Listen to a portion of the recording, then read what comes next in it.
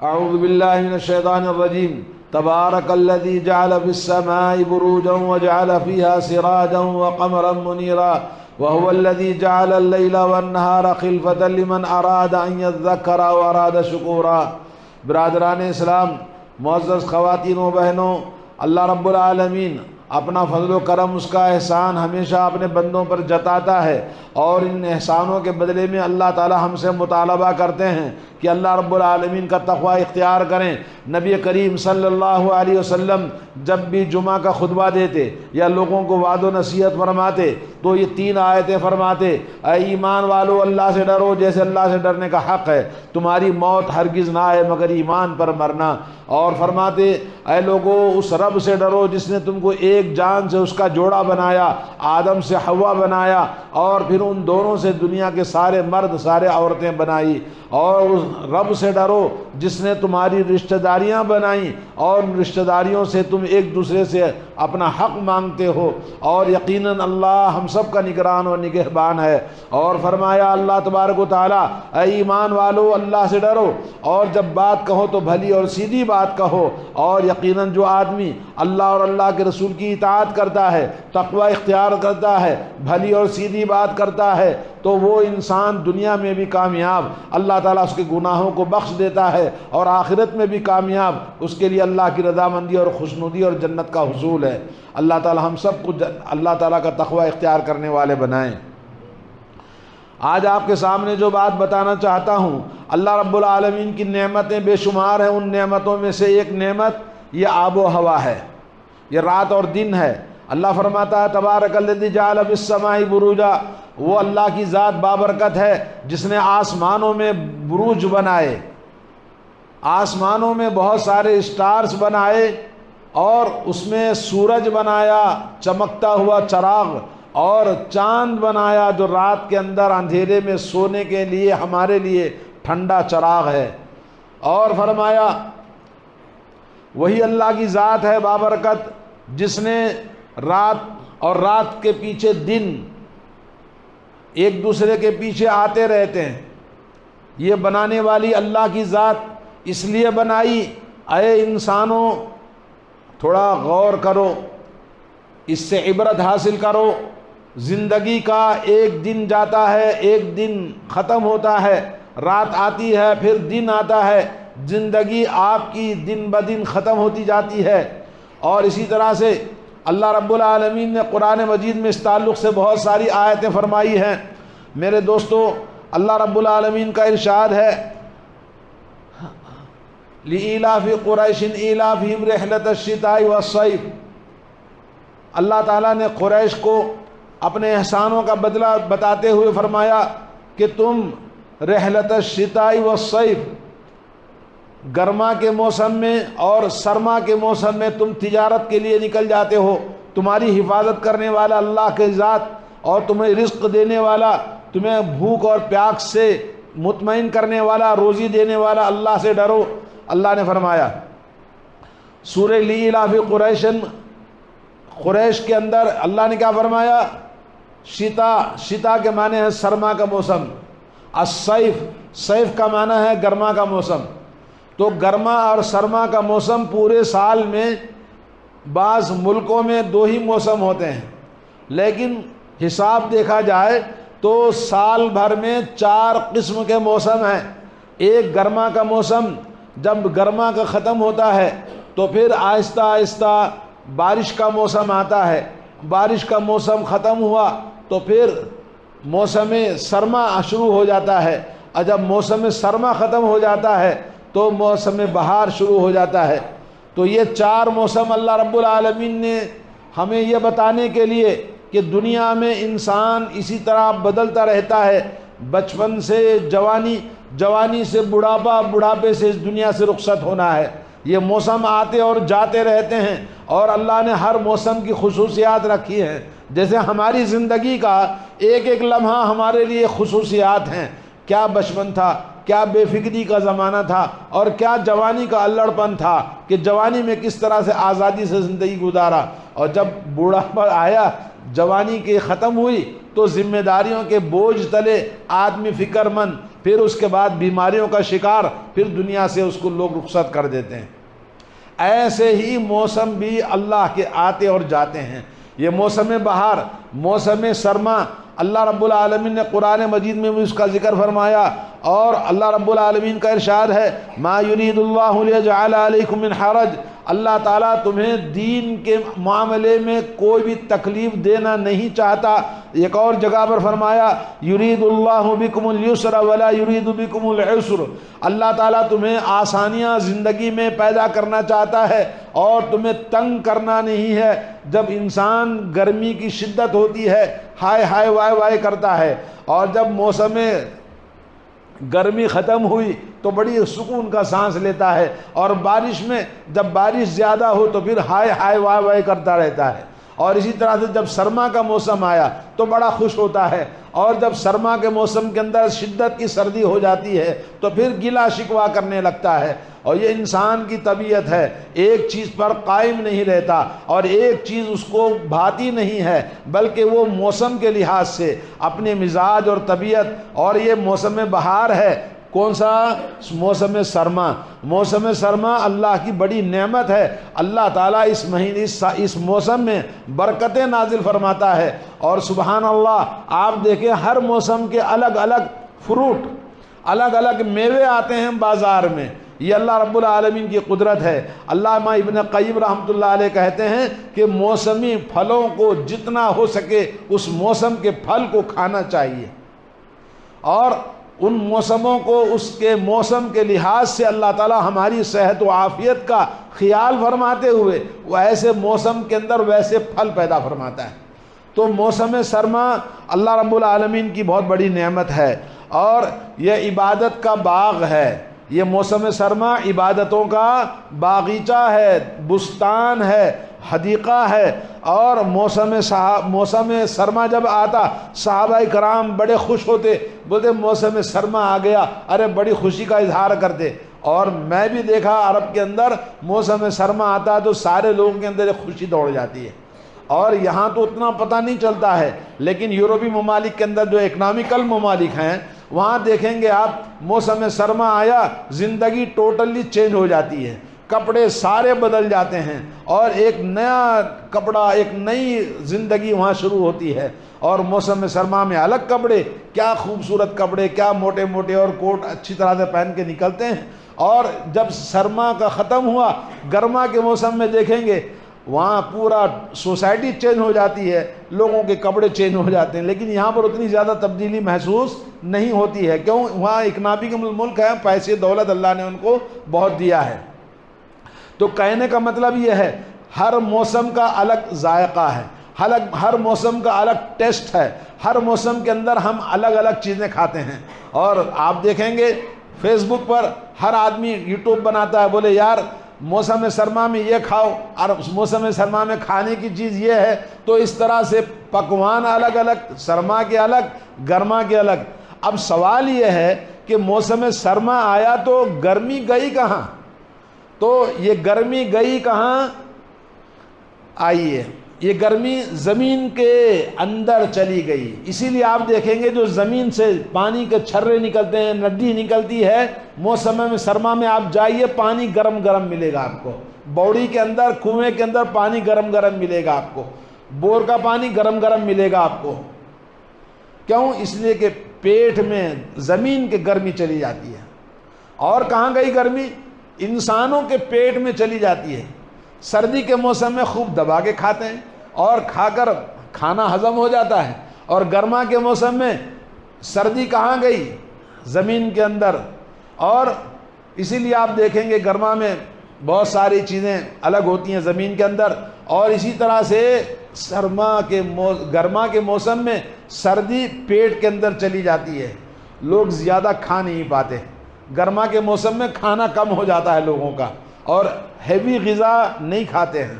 تو اس طرح سے گرما کے موسم میں سردی اندر چلی جاتی ہے پیٹوں میں، زمین میں، اور اسی طرح سے اس کے برعکس۔ اللہ کے نبی صلی اللہ علیہ وسلم سے ایک حدیث ہے صحیح بخاری صحیح مسلم میں کہ اللہ کے نبی صلی اللہ علیہ وسلم نے فرمایا کہ جہنم نے اللہ سے شکوہ کیا شکایت کی، اے اللہ میرے اندر اتنی زیادہ آگ جلتی ہے، گرمی اتنی ہو گئی ہے کہ میرا بعض حصہ بعض کو کھا جاتا ہے، میں پریشان ہوں۔ اللہ نے کہا کوئی بات نہیں، تیرے لیے میں سال میں 2 مرتبہ سانس لینے کی اجازت دیتا ہوں۔ جہنم سے کہا تو جہنم سال میں 2 مرتبہ سانس لیتی ہے۔ جب سانس اندر لیتی ہے جہنم، کیا ہوا؟ پوری گرمی ختم اور پوری سردی ختم، اور جب سانس باہر چھوڑتی ہے جہنم تو اس کی گرمی پوری دنیا کے اندر گرما جاتا ہے۔ شدت کی گرمی اور شدت کی سردی یہ جہنم کے سانس لینے اور سانس چھوڑنے کی وجہ سے ہے۔ ابھی جو سردی ہے جہنم نے سانس پیٹ میں لے لیا تو دنیا میں سب سردی آ گئی، اور جب سانس چھوڑے گی پوری دنیا میں گرما آ جائے گا۔ یہ حدیث صحیح بخاری صحیح مسلم کے اندر ہے۔ تو اس طرح سے میرے بھائیوں، اللہ کے نبی صلی اللہ علیہ وسلم نے اس مبارک موسم میں، موسم سرما میں صحت بھی اچھی رہتی ہے۔ آدمی پسند کرتا ہے گرم گرم کپڑے پہنو، گرم گرم بستروں میں اوڑھ کے سونا، لیکن وہاں کچھ مائنس پوائنٹ بھی ہوتے ہیں زندگی کے اندر سرما کی وجہ سے۔ کچھ لوگوں کو اس کا برعکس ہوتا ہے۔ جیسا ایک حدیث سناؤں گا، اللہ کے نبی صلی اللہ علیہ وسلم کی حدیث ہے کہ آپ نے فرمایا کہ لوگوں، آپ اپنے برتنوں کو ڈھانک کے رکھو۔ صحیح بخاری صحیح مسلم کی حدیث ہے، برتنوں کو ڈھانپ کے رکھو، اپنے مشکیزوں، گھڑا پانی کا کوئی بھی ہے، پانی کا مشکیزہ عرب کے اندر اللہ کے نبی کے زمانے میں کیا ہوتا تھا؟ چمڑے کا گھڑا ہوتا تھا۔ تو کہا اس کو اچھی طرح باندھ کے رکھو، دروازوں کو بند کرو، اور سوتے وقت میں چراغ بجھایا کرو، اور دروازے بند کرو۔ اپنے بچوں کو شام سورج کے ڈوبتے وقت میں گھر کے باہر نہ بھیجو، اس لیے کہ شیطانوں کے نکلنے کا وقت ہے، اور شیطانوں کا بچوں پر، عورتوں پر مسلط ہونے کا وقت ہے۔ تو اللہ رب العالمین نے ہمیں جو نصیحت فرمائی نبی علیہ الصلوۃ والسلام، اس میں آپ غور کریں کیسی ہماری زندگی کے لیے نبی نے کتنے پیارے اصول بتائے۔ اور دروازہ بند ہے، شیطان اس کو کھولے گا نہیں۔ کوئی بھی چیز اگر برتن کو بند کیا ہے تو اس کو بھی شیطان کھولے گا نہیں۔ یہ کیوں فرمایا؟ اس لیے کہ سال میں ایک بار بیماری نازل ہوتی ہے۔ جب بیماری آتی ہے تو بیماری گزرتی ہے تو جو برتن کھلا ہے وہاں، جو گھر کھلا ہے وہاں گھس جاتی ہے۔ تو اس لیے اللہ کے نبی صلی اللہ علیہ وسلم نے ہماری صحت و عافیت اور ہمارے فزیکلی جو چیزیں ہمیں نقصان پہنچاتی ہیں اس کی طرف ہماری نشاندہی فرمائی ہے۔ اب یہاں پر آپ کو ایک اور چیز بتا دوں، یہ جو کرونا ختم ہوا، پھر ابھی افواہ پھیل رہی ہے کہ کرونا آنے والا ہے۔ کیوں؟ اس لیے کہ یہ سردی کا دسمبر کے مہینے میں بیماریاں نازل ہوتی ہیں۔ حدیث کے رولز کے مطابق حدیث میں آیا کہ دسمبر میں بیماریاں آسمان سے نیچے آتی ہیں۔ تو یہ بیماریاں جو پھیلتی ہیں دسمبر جنوری کے اندر پھیلتی ہیں۔ اور اس سے پہلے کا شاید تجربہ آپ کو یاد ہو کہ سردی کے موسم میں یہ زیادہ زور پکڑتا ہے۔ کون سا؟ یہ کرونا وائرس زیادہ تکلیف دہ ہوتا ہے، زیادہ پھیلتا ہے، زیادہ اٹیک کرتا ہے۔ تو اس لیے ان سردی کے، شدت کی سردی کے موسم میں آدمی کو احتیاط کرنا چاہیے، اور جیسا کہ گورنمنٹ بتائے گی کہ آپ فزیکلی کیسے اپنے آپ کو بچانا ہے۔ تو بہرحال کہنا یہ ہے کہ سردی کے موسم میں جہاں بہت ساری اچھائیاں ہیں وہاں کچھ چیزیں ہمارے لیے نقصان دہ بھی ہیں، جیسے کچھ بیماروں کو قابل برداشت نہیں ہوتا، زیادہ تکلیف ہوتی ہے سردی کے موسم میں۔ تو بہرحال اللہ تعالی ہم سب کو صحت و عافیت عطا فرمائے، ہر طرح کی بیماریوں سے اللہ تعالی ہماری حفاظت فرمائے۔ سردیوں کا موسم، موسم بہار ہے عبادتوں کا، موسم باغ ہے یہ عبادتوں کا، اطاعتوں کا، نیکیوں کا۔ وہ کیسے؟ آئیے ہم حدیث سنتے ہیں۔ الا ادلکم علی ما یمحو اللہ بہ الخطا ویرفع بہ الدرجات۔ نبی علیہ الصلوۃ والسلام نے فرمایا کیا تم کو وہ چیز نہ بتلاؤں جس سے تمہاری نیکیاں مٹ جاتی ہیں اور تمہارے درجات بلند ہوتے ہیں، نیکیاں خوب کما سکتے ہو؟ لوگوں نے کہا بلا یا رسول اللہ، اے اللہ کے رسول ضرور بتلائیے۔ تو آپ نے فرمایا اسباغ الوضوء علی المکارہ، ناپسندیدہ وقت میں وضو کو اچھی طرح سے کرنا۔ ناپسندیدہ وقت کیا ہے؟ سردی کے موسم میں ٹھنڈے پانی سے وضو کرنا کتنا مشکل ہو جاتا ہے۔ آج الحمدللہ سب کے پاس ہیٹر تو نہیں ہے، کچھ لوگوں کو ٹھنڈے پانی سے وضو بنانا پڑتا ہے، تو ناپسندیدگی ہوتی ہے۔ اس کے باوجود عبادت کر رہا ہے، اللہ کو راضی کرنے والا کام عبادت میں آدمی خوشی خوشی سے کرے تو نیکیاں بے شمار، گناہ مٹا دیے جاتے ہیں، درجات بلند ہوتے ہیں۔ تو یہ وضو کا اہتمام اس سردی کے موسم میں کرنا بڑے ہی اجر و ثواب والا کام ہے۔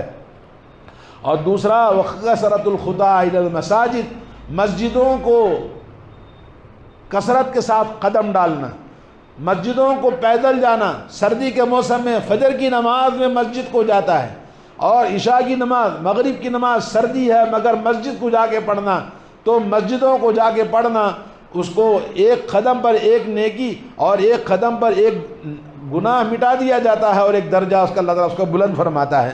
اور انتظار الصلاۃ بعد الصلاۃ، ایک نماز کے بعد دوسری نماز کی فکر کرنا، ایک نماز کے بعد دوسری نماز کے انتظار میں رہنا، نمازوں کے انتظار میں بیٹھنا مسجد میں آ کر، یہ سب اللہ کے نبی صلی اللہ علیہ وسلم نے فرمایا کہ یہ ذالکم الرباط، اور یہی تو اللہ کے راستے میں جہاد کرنے کے برابر ثواب ہے۔ تو اس طرح سے میرے بھائیوں، موسم سرما میں اللہ رب العالمین نے ہماری جو نعمتیں عطا فرمائی ہیں، ان میں سے یہ نعمتیں جو آپ نے عبادت سنی، صحیح مسلم کی حدیث ہے۔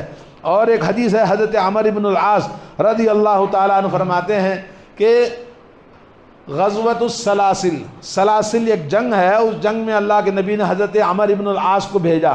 کہتے ہیں میں گیا، وہاں سے راستے میں کڑک سردی تھی، بڑی شدت کی سردی تھی، میں احتلام ہو گیا تو پھر اب نماز پڑھانا تھا، لیڈر آدمی تھے، تو میں نے کہا کہ غسل کروں گا تو مر جاؤں گا، تو میں نے تیمم کیا اور نماز پڑھائی۔ لوگوں نے ناپسند کیا، بولے تم نے یہ کیا کیا، تم کو غسل کرنا تھا۔ بولے بھائی اتنی شدت کی سردی ہے، بعض وقت میں سعودی عرب کے اندر صحراؤں میں -6-8 بھی جاتا ہے، تو یہاں پر تبوک کا جو علاقہ ہے وہاں پہ برف باری ہوتی ہے، اور جہاں میں بھی تھا وہاں بھی -4-5 میں جاتا ہے، تو اس طرح سے سردی شدت کی ہوتی ہے۔ تو انہوں نے تیمم کیا، وضو بنایا، وضو بنا کر جب نماز پڑھا دی، نہ واپس مدینہ آئے تو نبی سے شکایت کی لوگوں نے۔ اللہ کے نبی نے کہا تم نے ایسے کیوں کیا؟ کہا اللہ تعالیٰ کا ارشاد ہے لا تقتلوا انفسکم، اپنے آپ کو قتل نہ کرو۔ میں شدت کی سردی میں غسل کرتا تو مر جاتا، تو میں نے تیمم کیا۔ اللہ کے نبی صلی اللہ علیہ وسلم ہنس دیے، اللہ کے نبی نے ہنس دیا اور آپ نے کچھ نہیں کہا۔ مطلب یہ کہ آدمی شدت کی سردی میں اگر پانی سے تیمم کرنے میں، جیسے بوڑھے آدمی ہیں وہ مشکل ہو جاتی ہے، ٹھنڈے پانی سے وضو کرنے میں تو تیمم کر سکتے ہیں، جان کا خطرہ ہو، بیماری کا خطرہ ہو تو آدمی تیمم کر کے نماز پڑھ سکتا ہے، اگرچہ پانی موجود ہے۔ کیونکہ چولہا جلانا، پانی گرم کرنا، کوئی آج کل تو بوڑھوں کی کوئی خدمت کرتا نہیں جی، نہ بیوی کرتی ہے نہ بہو کرتی ہے، بیٹی تو گھر میں رہتی ہی نہیں ہے، تو اس طرح سے کوئی بھی خدمت کرنے والے بوڑھوں کا اللہ ہی رحم کرے، کوئی پرسان حال نہیں ہے، یہ ایسے ہی بیچارے بس اپنے وقت کا انتظار کرتے رہتے ہیں، اللہ رحم فرمائے جی۔ تو اللہ کے نبی صلی اللہ علیہ وسلم نے یہ حدیث سن کر حضرت عمر بن العاص سے مسکرا دیا اور خاموش ہو گئے۔ آئیے میں آپ کو بتاؤں کہ سردی کے موسم میں ہو یا گرما کے موسم میں، وضو بنانا ہے تو پوری طرح سے کوہنیوں کے پیچھے، پنڈلیوں کے پیچھے خیال رکھنا کہ کہیں خشک ناخن برابر بھی نہ رہے، ورنہ ویل للعقاب من النار، اللہ کے نبی نے فرمایا ان پنڈلیوں کے لیے جہنم ہے جن کو پانی نہیں پہنچایا۔ تو اہتمام کے ساتھ وضو کرنے کا حکم ہے۔ اور اسی طرح سے اللہ کے نبی صلی اللہ علیہ وسلم نے فرمایا کہ اگر کوئی آدمی وضو بنانے کے بعد، غسل کرنے کے بعد کپڑے سے پوچھتا ہے تو جائز ہے۔ کیوں؟ خود اللہ کے نبی صلی اللہ علیہ وسلم کے بعد ایک کپڑا تھا جس کو وضو بنانے کے بعد سردی کے موسم میں آپ پوچھ لیتے تھے، گرما کے موسم میں پوچھنے کی ضرورت نہیں، پانی جھٹک دیتے جی، لیکن سردی کے موسم میں پانی نہانے کے بعد، غسل کرنے کے بعد یا وضو بنانے کے بعد کپڑے ٹاول سے آپ اپنا صفائی کر سکتے ہیں۔ اب اور اسپیشل چیز آپ کو بتانے کی جو تعلیم دینا چاہتا ہوں وہ ہے اس مبارک سردی کے موسم میں مسح کرنا، موزوں کو مسح کرنا۔ ہمارے ہاں کیونکہ ہمارے ہاں عقیدہ ڈلمل ہے، دین صحیح نہیں ہے اور توحید پکی نہیں ہے، قرآن و سنت کی باتوں پر کامل یقین نہیں ہے، مولانا نے بولا، مفتی نے بولا، فلاں نے بولا، فلاں مذہب میں یوں ہے، فلاں مذہب میں یوں ہے، نہ ادھر کا رہا نہ ادھر کا رہا، نہ خدا ہی ملا نہ وصال سلام، ایسا ہمارا حال ہو گیا، دھوبی کا گدھا گھر کا نہ گھاٹ کا، ایسا عقیدہ ایسا دین ہمارا چلتا ہے، زندگی ایسے چلتی ہے۔ حقیقت یہ ہے کہ موزے جو پہنتے ہیں پیر میں، ساکس، آج کل کیا ہے، کامن ہے ساکسوں کو پہننا۔ اب کچھ مولوی حضرات نے کہا کہ جی یہ کپڑوں کے ساکس پہ مسح نہیں کر سکتے۔ کیوں نہیں کر سکتے بھائی؟ کپڑے کا ساکس پہنتا ہوں تو میرے پاؤں کو گرمی لگتی ہے اور میں چل بھی سکتا ہوں، اور میرے سردی سے بچانے کے لیے بہترین آج کل آسان طریقہ ساکس ہے کپڑے کے۔ اور نبی کے زمانے میں موزے چمڑے کے، اور آج کے زمانے میں چمڑے کے بھی ہیں، آج کے زمانے میں ریگزین کے بھی ہیں، آج کے زمانے میں کپڑے کے بھی ہیں۔ تو کیا نبی کے زمانے میں تھے؟ ہاں جی بالکل تھے کپڑے کے۔ وہ کیسے؟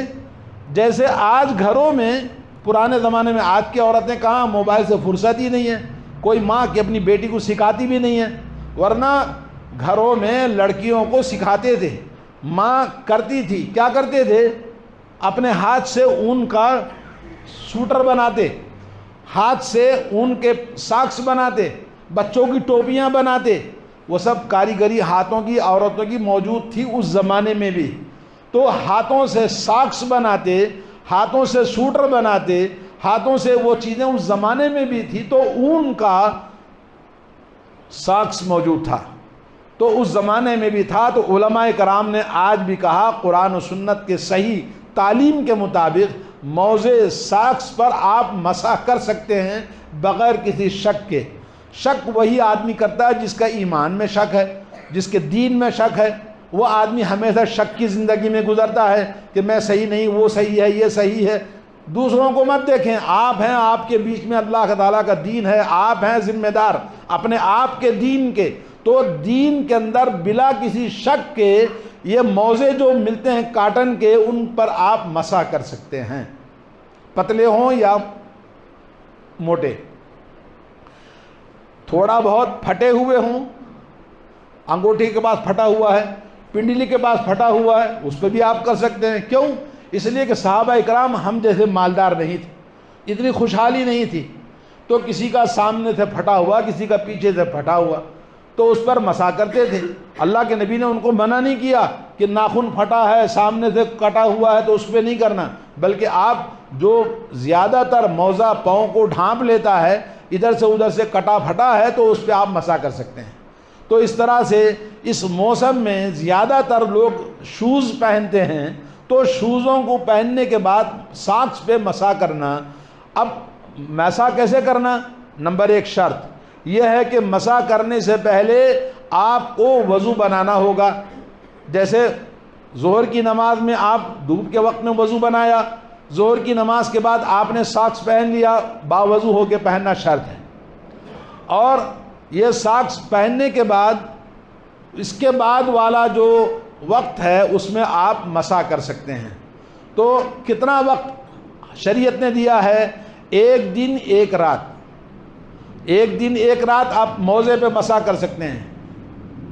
وقت تو کب شروع ہوگا؟ آپ نے ظہر میں وضو بنا کے پہنا، عصر کی نماز آپ نے اسی وضو سے پڑھا، پھر آپ کو وضو بنانا پڑا مغرب میں، تو آپ کا وقت شروع ہوگا مغرب سے، مغرب سے لے کر پھر کل مغرب تک آپ کا 1 دن کا 24 گھنٹے کا ٹائم ہے۔ اللہ کے نبی صلی اللہ علیہ وسلم نے 24 گھنٹے کا مقرر کیا ہے مقیم آدمی کے لیے، اور اگر مسافر ہے تو مسافر کے لیے 72 آورز، 3 دن 3 رات سفر میں آپ موضع پہ مسح کر سکتے ہیں۔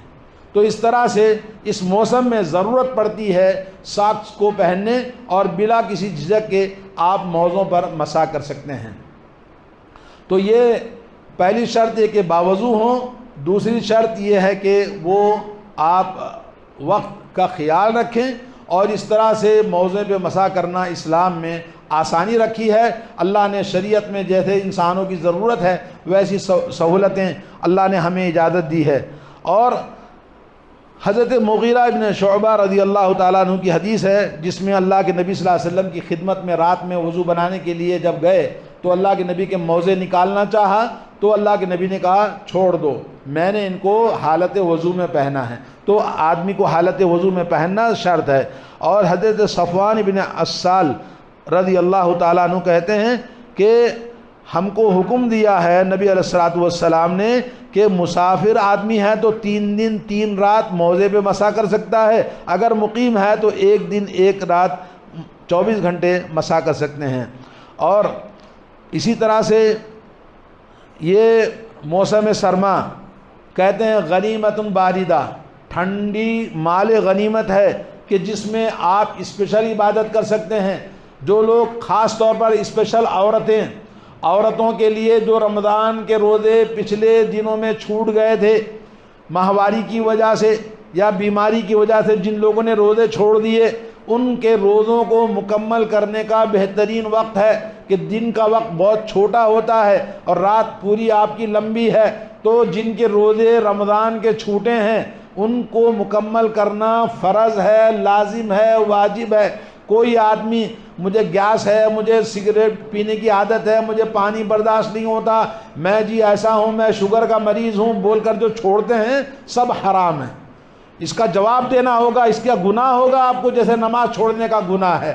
نماز چھوڑنے سے جیسے کافر ہوتا ہے ویسے ہی یہ اپنے کھیل مذاق بنا کے رکھا ہے دین کو، اسلام کو، جب چاہے چھوڑ دیا، جب چاہے اپنی مرضی سے کیا، یہ مسلمان نہیں ہے۔ تو ایک موقع ہے سردی کے موسم میں جو چھوٹے ہوئے روزے ہیں ان روزوں کو مکمل کر لیں، خواتین خاص طور پر، اور جو لوگ اس طرح سے روزے چھوڑے ہوئے ہیں اپنے روزوں کو مکمل کرنے کے لیے آسان طریقہ ہے، بھوک نہیں لگے گی، پیاس نہیں لگے گی، اور دن کا وقت بھی بہت چھوٹا ہے۔ نمبر 3۔ نمبر 4 یہ ہے کہ موسم سرما یہ عبادت گزاروں اللہ والوں کے لیے، نیک لوگوں کے لیے بہترین موسم ہے کہ رات میں آپ کی نیند بھی پوری ہو جائے اور فجر سے آدھا گھنٹہ پہلے اٹھ جائیں، 10-20 منٹ پہلے اٹھ جائیں، 2 رکعت اللہ کی بارگاہ میں تہجد کی نماز پڑھیں۔ میرے دوستو آج کل دیکھیں فجر کی نماز ماشاءاللہ 5:45 بجے ہو رہی ہے، بعض مسجدوں میں 6 بجے پڑھی جاتی ہے۔ تو اتنا لمبا وقت ہے کہ پوری رات کی نیند آپ کی ہو جائے گی، اور جلد سونے کی جو عادت ہے اور اس سونے کے بعد میں آپ اٹھیں فجر کی نماز کے لیے۔ اس موسم میں بھی اگر کوئی مسلمان فجر کی نماز کو نہیں جاگتا، مسجدوں کو نہیں جاتا، تو دنیا میں اس سے بڑا بدبخت، بدنصیب اور محروم کوئی نہیں ہے۔ کیونکہ یہ مہینہ، یہ موسم سرما جس میں نیند لمبی آپ کی ہوتی، 12 بجے بھی سوتا ہے تو 5-5.5 گھنٹے سو سکتا ہے، اور فجر کی نماز کو نہیں جاگتا تو اس سے بڑا بدبخت کون ہو سکتا ہے بتائیے۔ تو یہ دوستو بھائیوں فجر کی نماز کا اہتمام کریں، مسجدوں کو جائیں، اور اسی طرح سے ان مبارک دنوں کے اندر 2-4 رکعت تہجد کی نماز پڑھیں۔ کیوں؟ اس لیے کہ اللہ تعالیٰ فرماتا ہے، اللہ تعالیٰ آسمان دنیا پر آ کر کہتا ہے حل من سائل فاعطی له، ہے کوئی مانگنے والا کہ اس کی جھولی کو بھر دوں، حل من مستغفر فاغفر له، ہے کوئی مغفرت کا چاہنے والا کہ میں اس کی مغفرت کر دوں۔ تو اس طرح سے اللہ رب العالمین آسمان دنیا پر آ کر ندا لگاتا ہے۔ تو یہ بہترین موقع ہے اپنے گناہوں کی بخشش کا، اپنی غلطیوں کی، اپنی جو بھی ہماری زندگی میں خطائیں ہوئی ہیں اللہ سے معافی مانگنے کا بہترین وقت ہے کہ 2-4 رکعت تہجد کی نماز پڑھیں۔ دعا کی قبولیت کا وقت ہوتا ہے، اور اللہ رب العالمین نے جو نعمتیں ہمیں عطا فرمائی ہیں ان نعمتوں کا ہمیں شکر ادا کرنا چاہیے اور ان نعمتوں سے فائدہ اٹھانا چاہیے۔ تو میرے دوستوں اور بھائیوں، آپ کو ایک حدیث سناتا ہوں، اللہ کے نبی صلی اللہ علیہ وسلم نے فرمایا اقرب ما یکون العبد، بندہ اللہ سے سب سے زیادہ قریب اس وقت ہوتا ہے جب حالت سجدے میں ہوتا ہے، تو سجدے ان مبارک دنوں میں کثرت کے ساتھ کریں۔ اور اسی طرح سے جو آدمی 10 آیتیں پڑھتا ہے رات میں، اللہ تعالیٰ اس کو غافلین سے نکال دیتا ہے، اور 100 آیتیں کوئی پڑھتا ہے من القانتین، اللہ کے عبادت گزار بندوں میں لکھ دیتا ہے، 1000 آیتیں کوئی پڑھے تو من المقنطرین میں اس کو اللہ تعالیٰ شمار فرماتا ہے، جو بے حد و حساب نیکیاں کرنے والے ہیں۔ تو ان مبارک دنوں کے اندر اور جو ہمیں کرنے والے کام ہیں نمبر 4 5 6 7، وہ یہ ہے کہ میرے بھائی بہت سارے سوسائٹی میں غریب لوگ ہیں جن کے گھروں میں اوڑھنے کے لیے کمبل نہیں ہے، تو آپ ان کو کمبل دلائیں۔ جن کو پہننے کے لیے کپڑے نہیں ہیں سردی کے موسم میں، تو اچھے گرم کپڑے ان کو دلائیں۔ آپ کے گھر میں تو اللہ نے سب کچھ دیا ہے، کسی ایک دو کو آپ اپنا لباس پہناؤ اور اپنے کپڑے دو، پرانے کپڑے آپ کے پاس ہے دے دو، اگر نئے کپڑے دے سکتے ہیں تو نئے کپڑے دے دو، اور غریبوں کی مدد کرو۔ ان مبارک وقت میں، اس مبارک موسم میں نیکیوں کا موسم ہے، آپ جتنی نیکیاں کر سکتے ہیں کرنے کی کوشش کریں، اور اسی طرح سے اس جنت کے حاصل کرنے کا یہ موسم بہار ہے، تو اس طرح سے ہم غریبوں کی مدد کریں، اور اسی طرح سے مسکینوں کا خیال رکھیں، رشتہ داروں میں ہے۔ اور اس مبارک موسم میں عبادت کرنا، وضو بنانا، نماز کو جانا، صبر آدمی کے اندر ہونا چاہیے۔ سردی ہے، اللہ نے کوٹ دیا ہے، گاڑی دی ہے، جس انداز سے بھی آپ جا سکتے ہیں، تو صبر ہونا چاہیے۔ صبر فی الطاعہ، عبادت میں صبر آدمی کے صبر کے اقسام میں سے ایک صبر ہے۔ تو اس طرح سے اور بھی بہت ساری باتیں ہیں، مگر اتنا ہمارے سمجھنے کے لیے کافی ہے۔ اللہ تعالی ہمیں عمل کی توفیق عطا فرمائے۔ اللہ رب العالمین ہمیں زیادہ سے زیادہ اس مبارک موسم میں زیادہ سے زیادہ نیکیاں کرنے کی توفیق عطا فرمائے، اور اللہ رب العالمین ہمیں رات میں اٹھ کر 2-4 رکعت تہجد پڑھنے کی توفیق عطا فرمائے، مسجدوں کو فجر کی نماز میں آباد کرنے کی توفیق عطا فرمائے، ہر طرح کی غفلت اور کاہلی سے اللہ تعالی ہمیں دور فرمائے، شیطان کے ہتھ کنڈوں سے ہمیں دور فرمائے۔ بارک اللہ لی و لکم بالقرآن العظیم ونفعنی و ایاکم بالآیات والذکر الحکیم، انہ تعالی جواد کریم ملک رؤوف رب حلیم۔